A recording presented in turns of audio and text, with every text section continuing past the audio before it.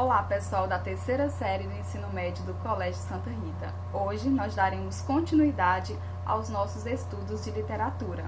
Na aula passada, nós estudamos a primeira geração do romantismo no Brasil.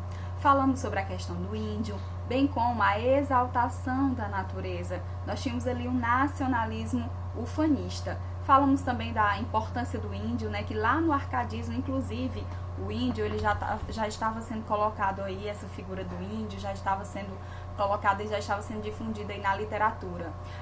Na primeira geração nós fizemos a leitura de algumas estrofes do belíssimo poema Ijuca Pirama, aquele canto daquele guerreiro, aquela narrativa muito bonita, E dentro dessa leitura desse poema a gente estudou um pouco mais sobre a cultura indígena, a gente entendeu um pouco do ritual antropofágico, que lá no modernismo nós vamos encontrar, inclusive no movimento antropofágico do Oswald de Andrade, essa representação da antropofagia, não mais a antropofagia como um ritual canibalista praticado pelos índios, mas a antropofagia cultural, que era a prática, segundo o Oswald, que nós estaríamos devorando, fazendo essa referência aí com a antropofagia do canibalismo, nós estaremos devorando a arte, a cultura europeia, e quando fizéssemos o processo de digestão, nós estaríamos ali criando nossa própria arte, nossa própria essência da cultura brasileira.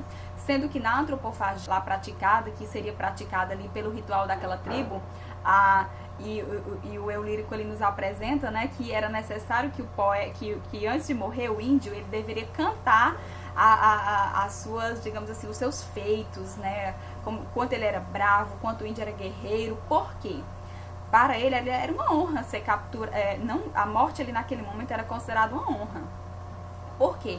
Nessa cultura da antropofagia, eles acreditavam que quando eles devoravam as carnes, como eu falei na aula anterior, devoravam as carnes do guerreiro que tinha sido capturado, estava sendo morto. Eles acreditavam que estavam devorando, se alimentando não só daquela matéria, não só da carne, mas sim da força desse guerreiro.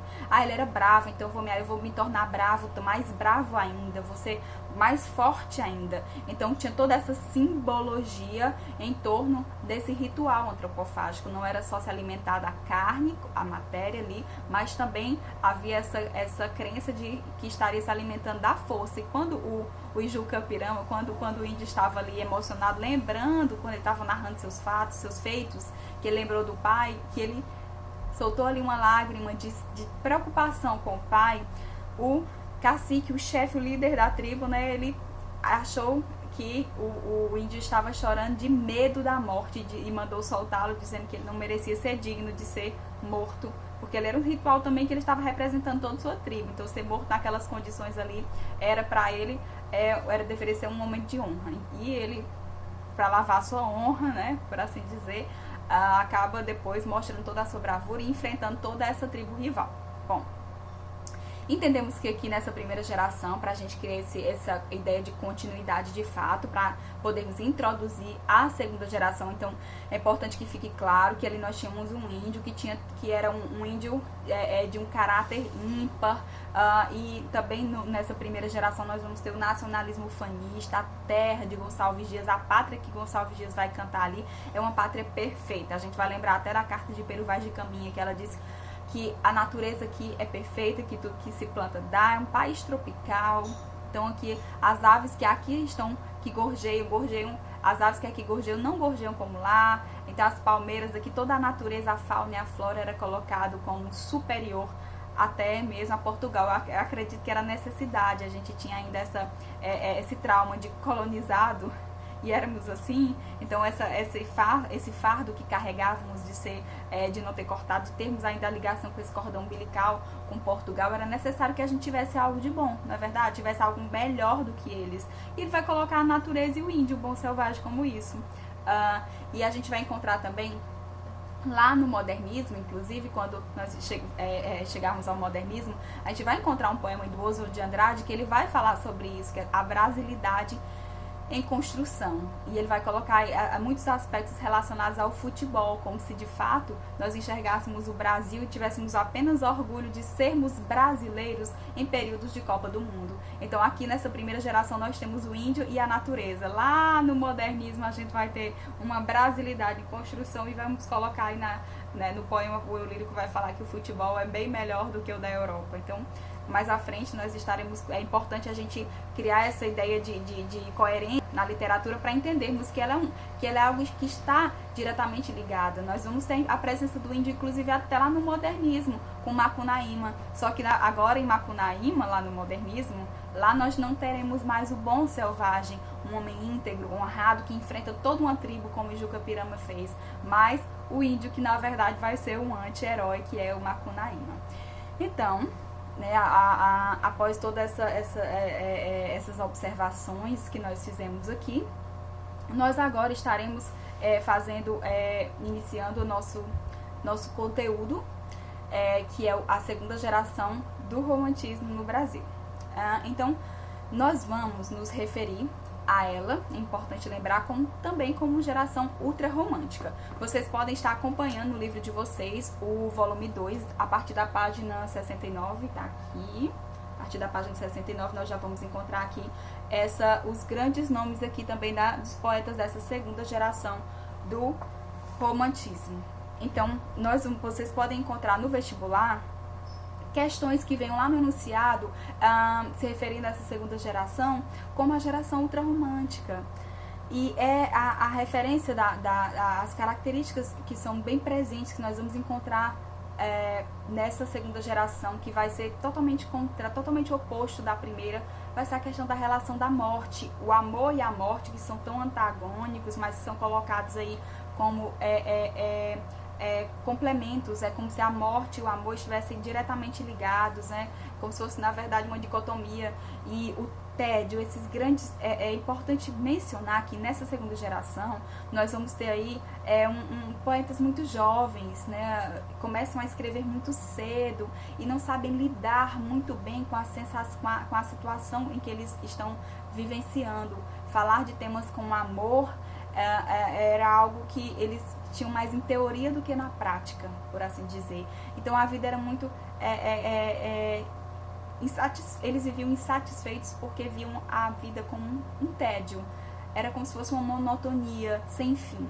Então, por esse motivo, eles eram extremamente pessimistas, não viam um futuro brilhante, embora esses intelectuais eles tivessem nascido em famílias abastadas, famílias ricas, são de uma classe social privilegiada, eram estudantes universitários, em sua maioria eram estudantes do curso de Direito, muitos nem conseguiram se formar porque morreram precocemente, a gente vai falar sobre isso no decorrer da aula, morreram muito jovens, então a morte de fato era algo que estava ali muito presente na vida desses jovens escritores.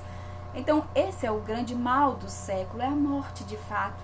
Eles muitas vezes, alguns na Europa tiravam a própria vida, ou aqui no Brasil nós tivemos da tuberculose, dessa patologia que era uma doença contagiosa, que tirou a vida de muitos desses grandes nomes dessa segunda geração do romantismo, que também vai ser conhecida como geração byroniana. Isso por fazer referência a Lord Byron, escritor que ficou extremamente famoso mundialmente e propagava em sua escrita todo esse tipo de sentimentalismo exacerbado, a morte, o amor, a insatisfação, o tédio. Interessante é que esses jovens, esses escritores, eles não se sentiam compreendidos, porque o grande público, eles sofriam muito com essa crítica literária da época, não compreendiam esse sentimentalismo tão exagerado.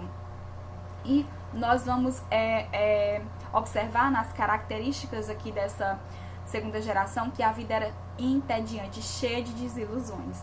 Há relatos aí nas biografias desses escritores, o próprio Álvares de Azevedo, há um trecho de uma carta que ele escreve para a mãe, relatando a monotonia que ele estava vivendo, uma vida entediante, que a cidade, como se a cidade fosse extremamente pacata, não tivesse nada de interessante para fazer. Mas isso, em contrapartida, né, a esses jovens, eles viviam uma vida boêmia, eles na verdade trocavam o dia pela noite, né? Quando saíam das faculdades, se reuniam em determinados locais para beber, e bebiam bastante. Então o alcoolismo, a boemia estava muito presente aí na vida deles. Iam recitar suas poesias, trocar seus poemas, um lia o poema do outro e se encontravam. E essas festas, essas reuniões duravam muitas vezes até o dia seguinte. Ia parar no cemitério, como as más línguas da época afirmavam, que tinha esse ponto de morte, nada mais representativo da morte do que um cemitério onde enterram os mortos. Então há relatos aí nas escritas, né, da época dos grandes escritores, historiadores, pesquisadores dessa geração, afirmam que muitas vezes as festas começavam nas tavernas, né, nos bares, e iam parar nos cemitérios, onde faziam inúmeras coisas, inclusive recitavam poesias. Bom, então essa exaltação da morte e a idealização da infância, era essa fuga da realidade, esse escapismo, era necessário aí buscar um refúgio, uma alegria em determinado ponto da sua vida. E eles enxergavam lá na infância, eles faziam essa retomada aí da infância como fuga também da sua realidade. E a presença constante, era sentimentalismo em tudo. Essa valorização da vida boêmia, como eu mencionei, era muito presente na vida desses jovens. Imaginem só, eram universitários, quando terminavam as aulas, dizem que de fato na sexta-feira eles já saíam, mas isso não era somente no final de semana, era uma prática corriqueira para eles, e se encontrarem para beber bastante. Como eu mencionei, a questão da tuberculose, observam, a questão da tuberculose, uma doença extremamente contagiosa na época, era uma doença que não havia antibióticos como hoje nós temos, que conseguiam curar, de fato, ter uma cura para essa doença. Então, as pessoas tinham a sua vida aí ceifada, eram mortos pela tuberculose. E imagine nessas reuniões ali a forma de contágio, que era muito, muito rápida também. Então nós vamos ter os temas fúnebres, exatamente, nós vamos encontrar nos poemas, o eu lírico vai falar muito de morte, de escuridão, daquela agonia de já estar se aproximando dos últimos dias daquela pessoa.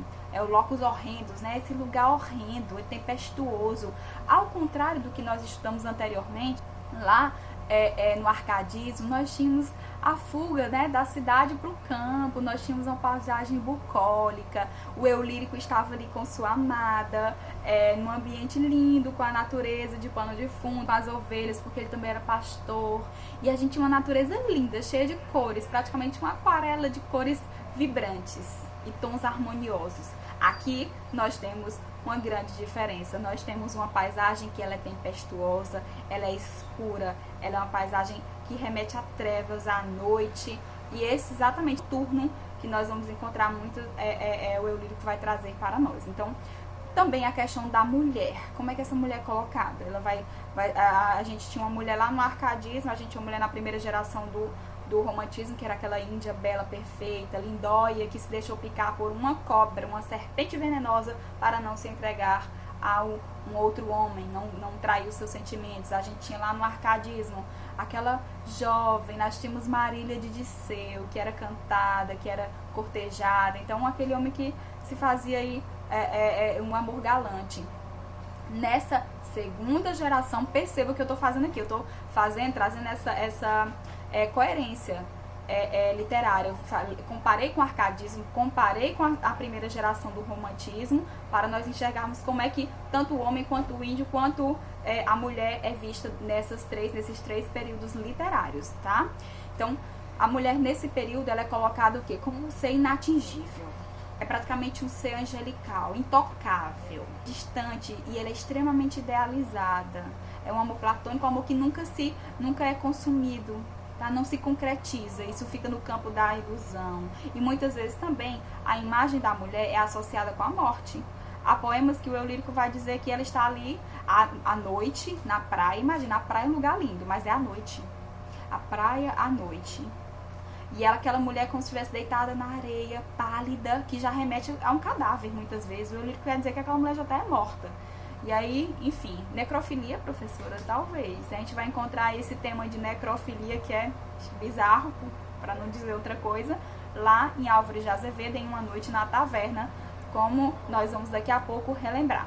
Então, qual foi o marco inicial para a gente dizer assim, olha, terminamos aqui a nossa primeira geração, e quando foi que adentrou essa segunda geração aqui no Brasil?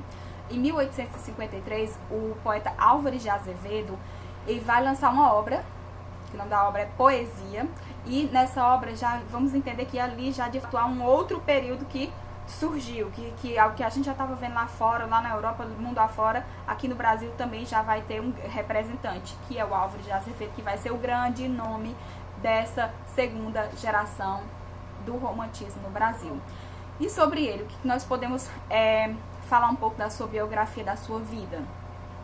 Em 1835, ele vivenciou na infância, ele vai vivenciar a morte do irmão. Então, observe aí que o tema morte já vai ser colocado em pauta. Sim, gente, na vida pessoal desse escritor, ele lidou com a morte bem cedo, perdeu o irmão, que ainda era um bebê, e isso o marcou profundamente. A perda do irmão o acompanhou no decorrer da sua vida, uma curta vida, morreu aí muito jovem, mas o fato é que lidar com essas situações da morte para esses jovens era algo extremamente difícil.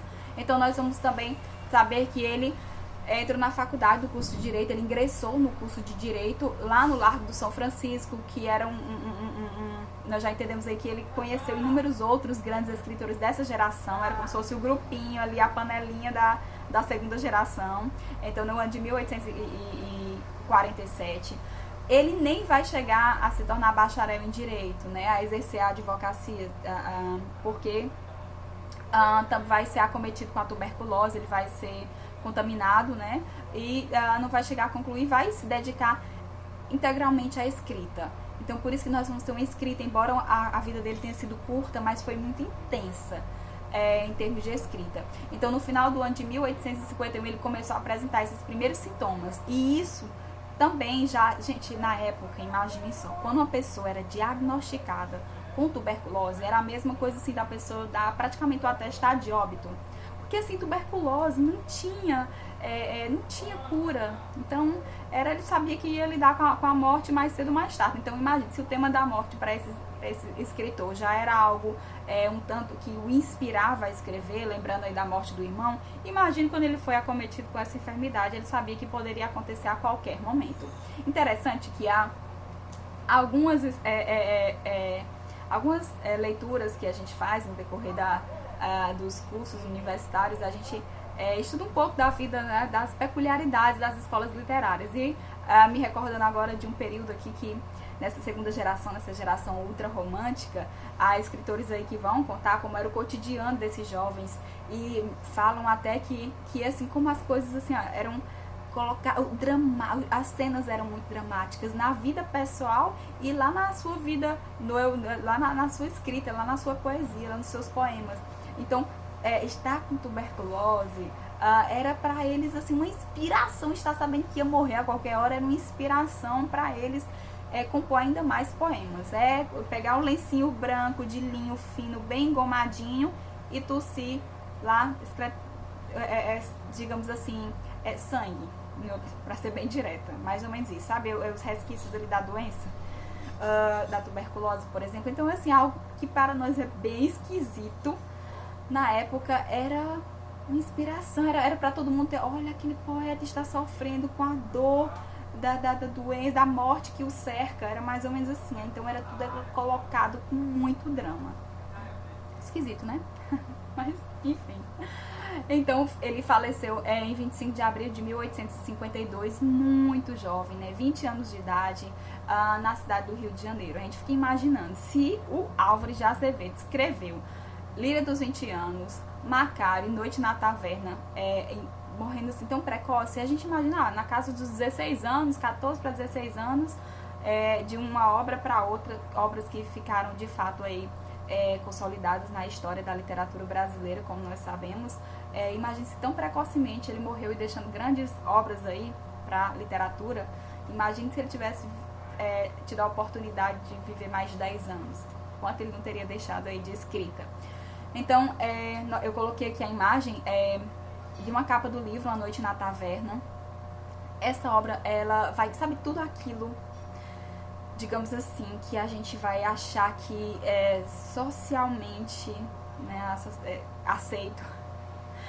A gente vai observar que aqui, a gente vai ver, inclusive no romance urbano, quando a gente está daqui a pouco relembrar o romance urbano, que a gente vai ter a romances que eram bem projetados, com início, meio e fim, com final idealizado, romântico, a mocinha ficando com o mocinho, tudo muito bem aceito pelas normas e padrões da sociedade, pela etiqueta da sociedade, em Uma Noite na Taverna, isso tudo aqui cai por terra.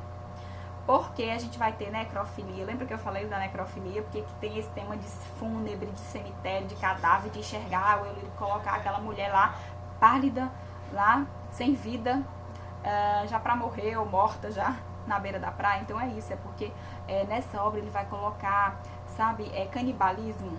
Vai ter canibalismo, tem tudo. Então esse grupo de amigos estavam reunidos aonde? Numa taverna, seria um bar. Nessa taverna, e cada um começa a contar uma história. São contos, né? E esses contos, cada um mais horrendo do que o outro. Tem incesto, tem necrofilia, tem assassinato, tem canibalismo, e daí por aí afora. Então é uma obra, assim, que vai trazer Uma Noite na Taverna, tem toda a essência aí dessas características dessa segunda geração do romantismo, a geração ultrarromântica. Então vamos fazer a leitura desse poema aqui do Álvares de Azevedo? Por mim, vamos fazer a leitura juntos. Teus negros olhos, uma vez fitando, senti luz mais brandos os acendia. Pálida de langor, eu vi te olhando, mulher do meu amor, meu serafim. Esse amor que em teus olhos refletia, talvez era por mim? Pendeste suspirando a face pura, morreu nos lábios teus um ai perdido, tão ébrio de paixão e de ventura, meu serafim.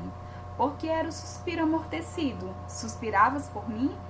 Interessante aqui nesse poema, lírico, amoroso, que nós vamos encontrar, mesmo sendo um poema mais romântico aí para essa mulher, né? Que por quem seria que ela estava, para quem esses olhos estavam olhando?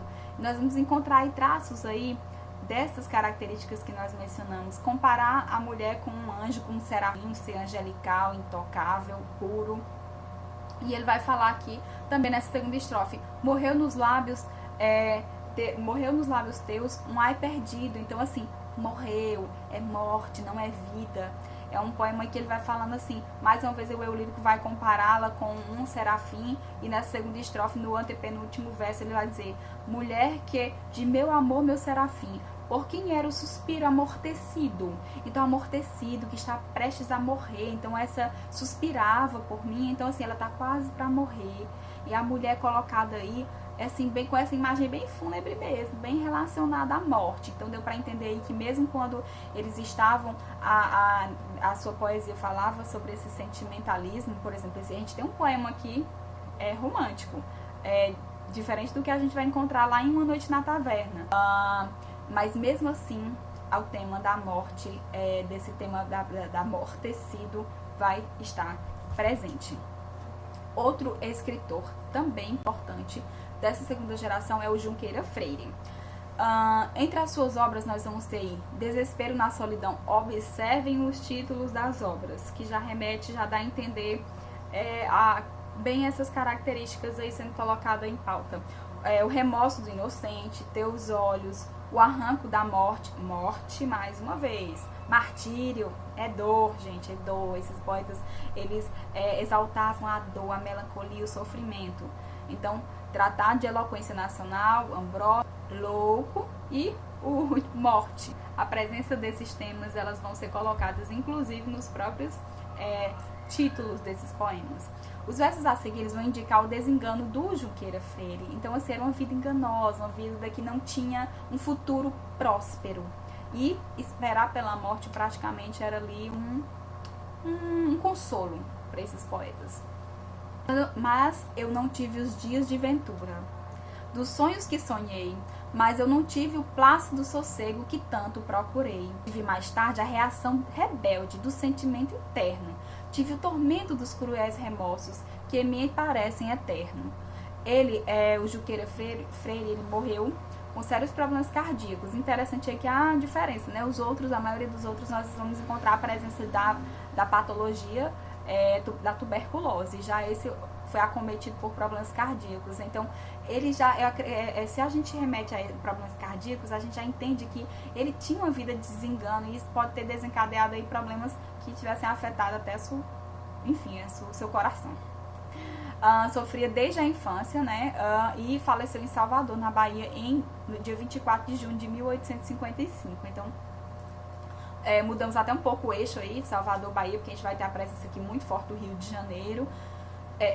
Nesse sentido, no romance urbano, a gente vai ter bem explícito o pano de fundo, a cidade em que as narrativas vão ocorrer será o Rio de Janeiro. Aqui, mudando só um pouco, a gente vai ter o Junqueira Freire ali, que vai sair desse palco aqui do Rio de Janeiro e vai estar ali na Bahia, mais recluso ali nessa região, mas levando em consideração que o Rio de Janeiro era, digamos, São Paulo, Rio de Janeiro, eram aí os grandes locais onde esses grandes jovens escritores viviam.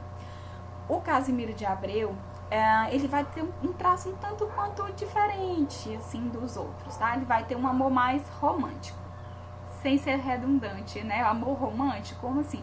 É porque a gente pode tratar de um amor, como foi colocado lá em Álvares de Azevedo, um amor fúnebre, um amor mais melancólico, mais relacionado com a morte. Aqui a gente vai ter um amor mais romântico, um traço um tanto quanto diferente, mas mesmo assim a morte também vai ser colocada na poesia do Casimiro. Também desejo de fuga para a infância, então esse escapismo, ele quer fugir para um lugar, porque o mundo aqui não é um local que ele, digamos assim, que ele se agrade viver, que ele se identifique, ele se sente compreendido assim como os outros. Então, eu vou fugir para a infância, então meu eu lírico vai criar esse outro local, esse outro mundo que eu vou criar aqui na minha cabeça, onde eu estou fugindo desse mundo aqui que não me compreende, eu vou fugir lá para o meu outro mundo que eu vou criar, que é o mundo da minha infância. Então, o sentimento de nacionalismo também vai estar presente, não como nacionalismo ufanista, que a gente viu lá em Gonçalves Dias, mas com traços mais peculiares, por assim dizer. Nostalgia e saudade. Por que esse nacionalismo ele vai chegar? Ora, ele tá com sentimento de nostalgia, o saudosismo, ele tem saudade daquele momento que ele era feliz. E quando é que ele era feliz? Na infância. Então, lá na infância, eu vou ter os elementos da natureza, nacionalismo, eu vou ter uma infância que esse sentimento de nacionalismo, esse sentimento de imagem, de pano de fundo da natureza, ele vai ser colocado como um local onde existia a felicidade. Como eu mencionei que o Casimiro de Abreu vai ter traços de saudosismo, nada mais, nada menos do que um poema para fazer referência a esse período da sua vida. O nome e o título do poema é Meus 8 Anos. Vamos ler agora e lembrar, ver o que o eu lírico vai representar aí, vai trazer para nós nesse momento, de qual lembrança aí desses 8 anos. Ele diz, que saudade que eu tenho, olha aí, saudosismo, da aurora da minha vida, da minha infância querida, que os anos não trazem mais, que o amor, que os sonhos, que flores, naquelas tardes fagueiras, à sombra das bandeiras, debaixo dos laranjais, como são belos os dias, do desportar da existência, respira a alma inocência como o perfume da flor. Então, olha assim, antes de partir para o último aqui, eu só queria voltar as 3 estrofes, essa última estrofe aqui, quando ele vai falar aqui. Naquelas tardes fagueiras, à sombra das laranjeiras. Então, eu tenho aqui uma imagem, uma cena que o eu lírico vai criar na mentalidade dele lá nos 8 anos de idade. Ele vai estar onde? Naquela tarde, ele vai estar na sombra das bananeiras, debaixo dos laranjais, ele vai estar brincando ali, como são belos os dias, como o passado, por esse sentimento de saudosismo, como no passado eu era feliz, e agora na vida adulta ele já encontra uma vida totalmente sem esperança. Sem esperança é o sentimento aí de digamos assim, de morte mesmo, um tanto quanto egocêntrico, né, porque não enxergava a vida, mas só que aquela saudade do passado era o momento de fuga desse mundo ruim, escapismo, né, do desportar da existência, respira a alma inocente, a flor. Então, encontramos aqui um tanto quanto diferente dos outros, né, ele vai falar da saudade que ele tinha da vida, desse período da vida dele, que vai ser um traço um tanto quanto diferente lá do Junqueira, lá do Álvares, tá? Também foi acometido de tuberculose e o Casimiro mudou-se para lá em Rio de Janeiro, né, Nova Friburgo, a fim de se recuperar. Entretanto, ele morreu muito precoce. Tínhamos o Álvares de Azevedo, que morreu aí com 20 anos. O Casimiro vai morrer com 21 anos. Junqueira Freire também morreu muito jovem em Salvador. Então, assim, aqui eram jovens que infelizmente, não tinham muito tempo de vida. A jovem, né, o Junqueira Freire morreu com problema cardíaco. O Álvares de Azevedo com tuberculose. O Casimiro de Abreu com tuberculose. Então, assim, a morte de fato estava muito presente. Eu fico imaginando aquele que morreu, o outro, que era um grupo, eles trocavam essas correspondências, eles escreviam esses poemas e eles liam uns para os outros. Então eu fico imaginando que quando um deles de fato morreu, era como se fosse inspiração para os outros. Lembra o sofrimento do jovem Werther, né? E a gente já tem essa noção assim que é inspiração para os outros. Que horror. Que ruim, né? Enfim. Vamos falar agora do Fagundes Varela, patrono da cadeira número 11 da Academia Brasileira de Letras. Também, assim como os demais, era de uma classe social privilegiada, um homem de elite, da elite brasileira.